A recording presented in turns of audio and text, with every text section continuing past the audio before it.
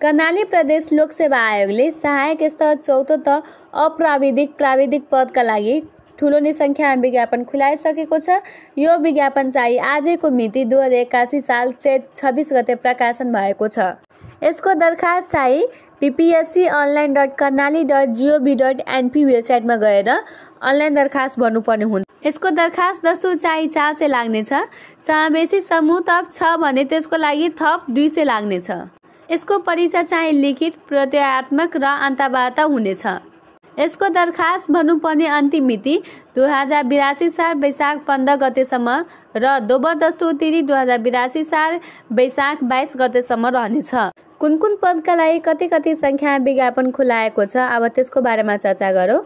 अप्राविधिक तर्फका लागि खुल्लामा प्रशासन सहायक तर्फ 7 जना, लेखा सहायकका लागि 3 जना, प्रशासन सहायकका लागि 22 जना, लेखा सहायकका लागि 1 जना, जम्मा 33 जनाका लागि खुल्लामा खुलाएको छ।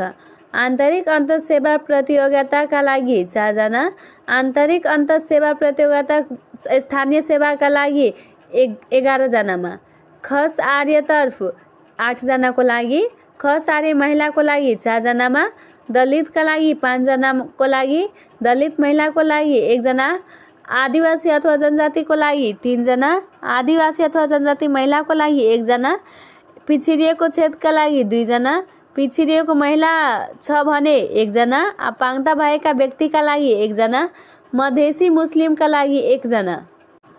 अब प्राविधिक तर्फ हेरौँ। स्थानीय सेवा तर्फ अमीन पदका लागि खुल्लामा 1 जना, खस आर्यमा 1 जना, स्थानीय सेवा तर्फ खापा सर्टे खुल्लामा 1 जना, न्याय प्राविधिक सहायक पदका लागि स्थानीय सेवा तर्फ खुल्लामा 2 जना, प्रदेश निजामती सेवा तर्फ 1 जना। अब त्यसै गरी न्याय प्राविधिक सहायक पदका लागि स्थानीय सेवा तर्फ खस आर्यका लागि 1 जना, दलित का लागि 1 जना।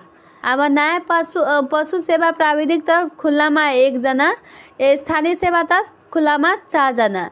अब न्याय पशु स्वास्थ्य प्राविधिक तर्फ प्रदेश निजामती सेवा तर्फ 1 जना, स्थानीय सेवाका लागि 5 जना। यो भेटनरीको लागि भयो।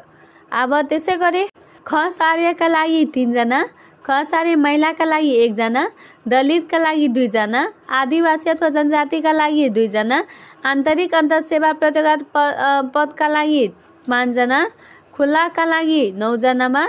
अब फरेस्टर पदका लागि खस आर्य तर्फ 2 जना, खस आर्य महिलाका लागि 1 जना, दलितका लागि 1 जना, दलित महिला छ भने 1 जना, आदिवासी अथवा जनजातिका लागि 1 जना, पिछडिएको क्षेत्रका लागि 1 जना, जम्मा फरेस्टरका लागि प्रदेश निजामती सेवा तर्फ 10 जनाको लागि भ्याकेन्सी खुलाएको छ।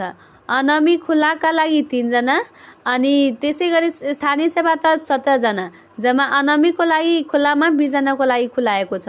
अनमी खस आर्य तर्फ 5 जनाका लागि, अनमी खस आर्य महिला तर्फका लागि 2 जना, अनमी दलित का लागि 3 जना।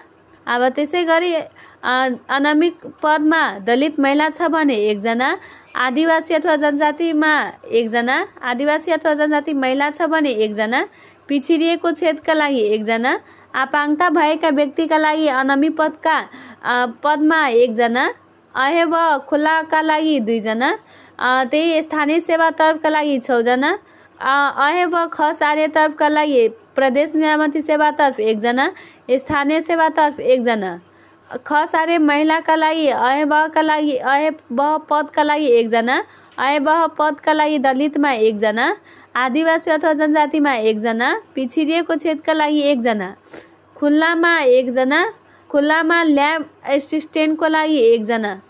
अब यसको लागि के कस्ता शैक्षिक योग्यता चाहिन्छ त्यसको डिटेल्स भिडियो हामी अर्को भिडियोमा बनाउने छौँ। आजको लागि यति नै, धन्यवाद।